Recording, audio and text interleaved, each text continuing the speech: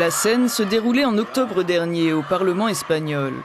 Des militantes du groupe Femen étaient venues protester contre le projet de réforme de la loi sur la santé reproductive et l'avortement, en vigueur depuis 2010 en Espagne. Le ministre de la Justice, Alberto Ruiz Gallardón, a fait vœu de la rendre bientôt plus restrictive, dans un pays qui compte 120 000 avortements par an, la moyenne la plus élevée d'Europe. Un projet de réforme controversé, auquel la majorité de l'opinion n'est pas favorable, selon un sondage du quotidien espagnol El País.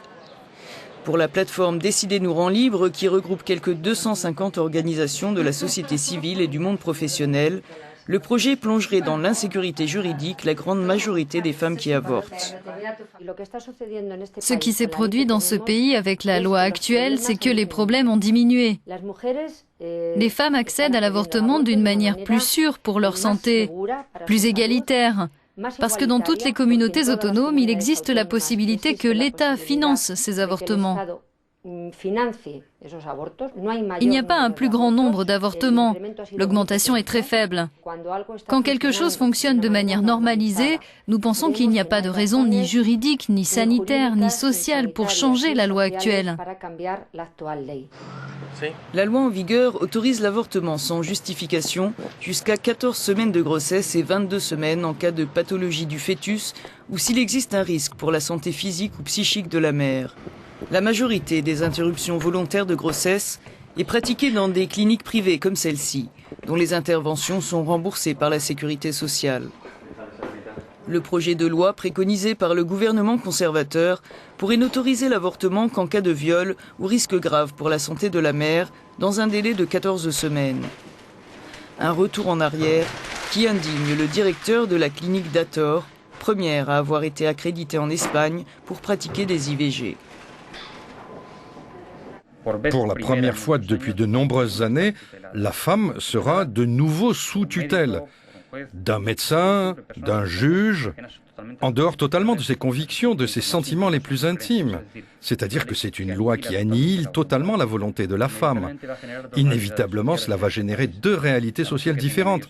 La femme qui a des moyens économiques ira à l'étranger où elle aura une IVG avec toutes les garanties légales et sanitaires. La femme qui n'aura pas ces moyens est vouée à un avortement clandestin, sans garantie sanitaire ou légale. Olga est chargée des relations avec les patientes à la clinique. Elle a elle-même recouru à une intervention dans les années 80, un an après la première loi autorisant l'avortement en Espagne, en cas de viol, malformation fœtale ou danger physique ou psychique pour la mère.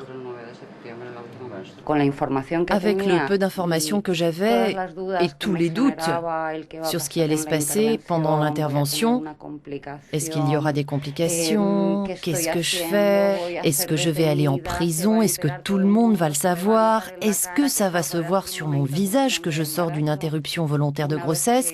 Une fois l'intervention passée, ce que j'ai ressenti, c'est un immense soulagement. Si la légalisation a dissipé les tabous, la stigmatisation n'a pas tout à fait disparu.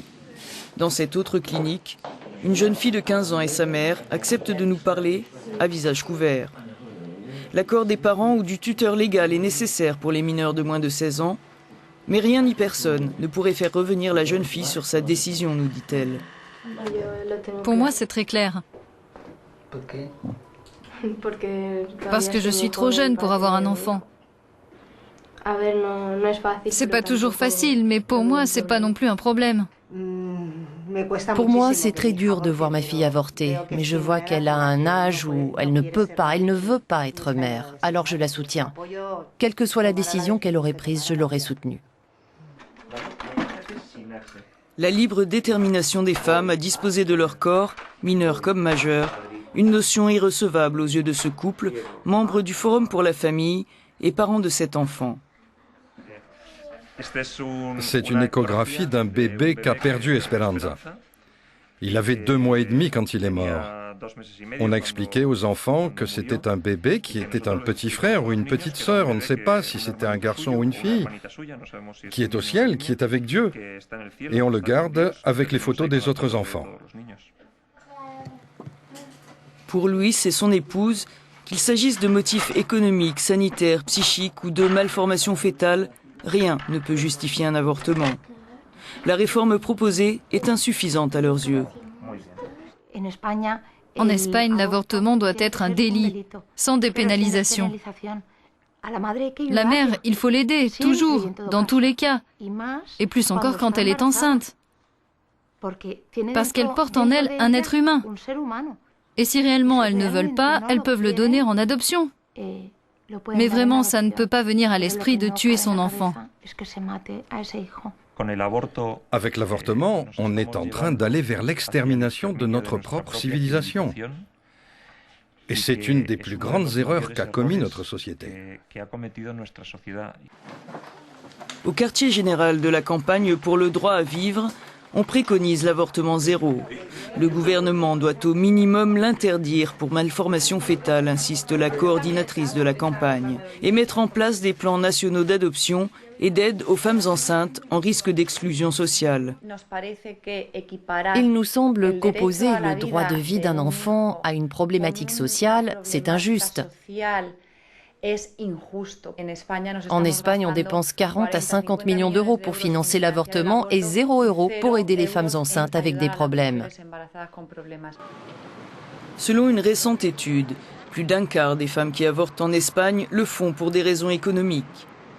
Aider les femmes enceintes et les mères en difficulté, c'est la vocation de la fondation privée Madrina.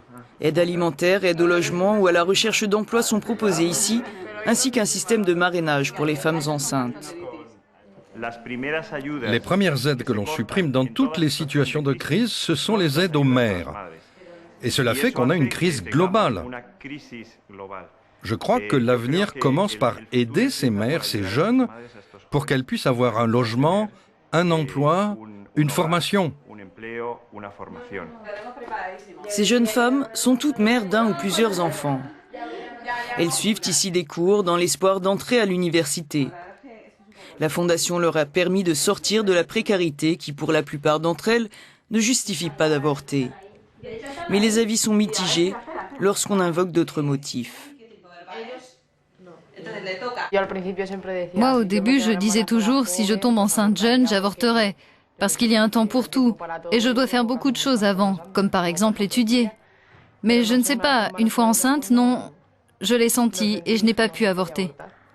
Une chose pour laquelle je suis très en faveur de l'avortement, c'est si les gens ont un enfant avec des problèmes. Moi, on m'a fait des tests pour le syndrome de Down. C'était très clair pour moi que s'il y avait eu un problème, j'allais avorter. Et en cas de viol ? Alors là, non, je ne le garde pas. Si c'est d'une personne qui m'a fait du mal et que c'est une chose qui m'a fait souffrir, non, sans hésiter, je ne le garde pas. La question de l'accès à l'avortement ne fait en tout cas pas l'unanimité en Europe. Alors que les législations nationales varient, le Parlement européen vient, lui, de refuser de voter un rapport qui préconise de faire du droit à l'avortement un droit fondamental.